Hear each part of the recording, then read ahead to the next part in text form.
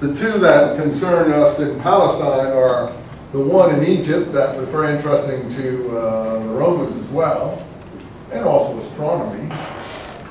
Ptolemy's, after the general Ptolemaeus, who was one of Alexander's companions, and the other one after the general Seleucus, who were called the Seleucids in Syria.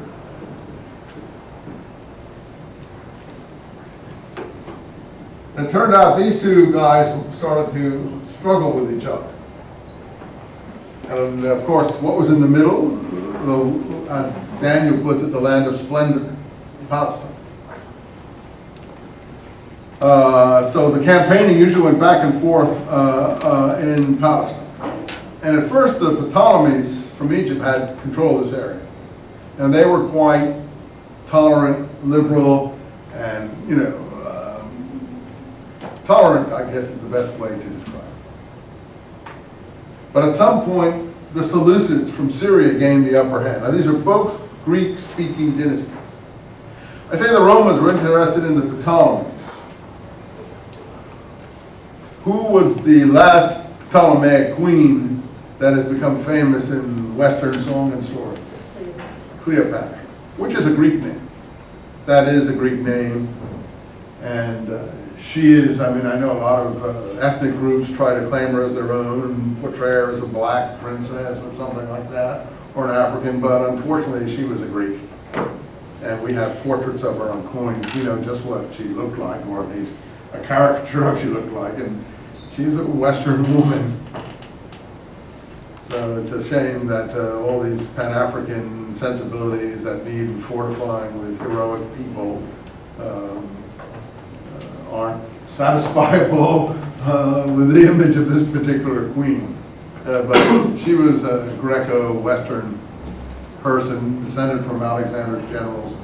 And that's why Caesar, and both Caesar and Antony were interested in her, or to put in my kids' language, had the hots for her. Because one, she represented a tradition coming straight down from Alexander that they could plug into and get legitimacy. And I mean that, I suppose, figuratively as well as other ways. And Caesar had a child by her. It's called, actually, I think our present-day Caesarean operations are a throwback to that particular child.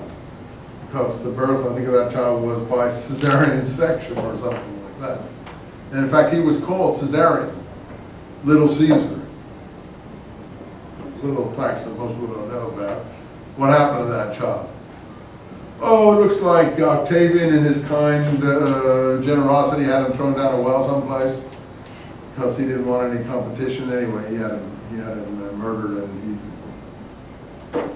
he was done away with totally, so that sort of like James Hoffa plowed into some basement concrete or whatever. This child didn't want him to be a symbol of any kind of, you know, revanchism or something like that. He was just eliminated and done away with. And actually, Caesar and Cleopatra were quite happy about that child, and he didn't have any other male heirs.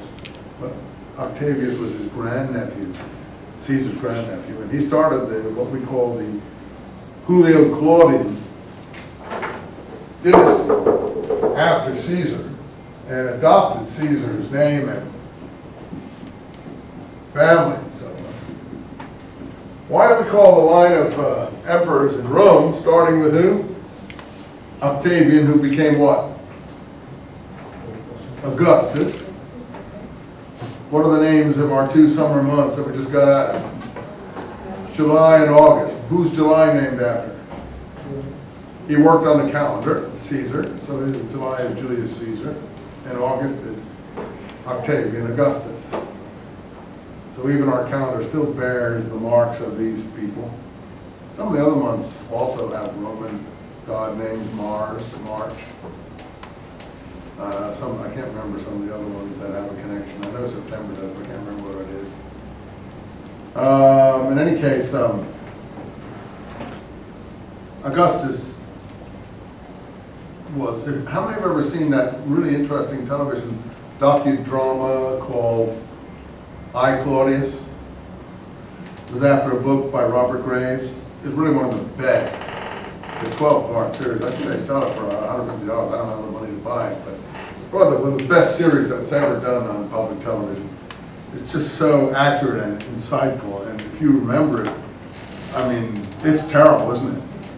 Huh? It was horrible. Yeah, the machinations that were going on in that imperial family, which is through Claudius, who's a descendant of the later wife of Augustus.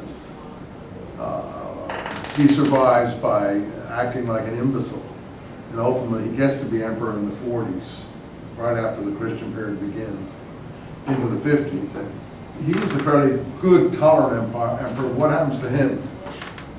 He's murdered by his wife's machinations, who wants her son, by another previous marriage, to become emperor. What's his name? Nero. Oh.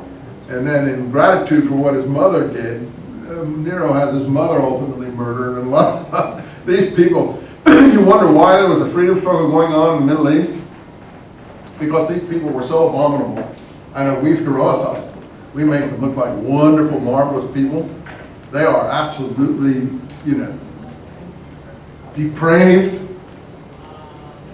And if you want to get a picture of the depravity of these people, which a lot of Roman authors like to write about, you can read, I forget, it's called the Satyricon, which was a satire, that's what it was called, on their rule by, I forget the guy's name, Petronius, who was a governor of the Middle East. And then, of course, Suetonius, the 12 Caesars, who loved to collect all the dirt on these people. And his portrait of some of these emperors is so grotesque it makes you ill just to read. So if you wonder what was going on in Palestine, these people were ill with the effects of this corruption and this brutality and this sexual promiscuity, which was really upsetting. A lot of the issues have to do with sexual issues, and the depravity is pretty massive. But the reason they're called the Julio Claudians is that Augustus had no children of his own, and his wife, that was so well documented in that movie, wasn't it? Livia, manipulates things, gets people killed and everything so that her own offspring can ultimately prevail. He had no male heirs, he had some daughters, Augustus did. But ultimately she gets them all killed, poisoned and everything else, and she sort of grafts her own offspring onto the Caesar offspring. This is the Claudian family.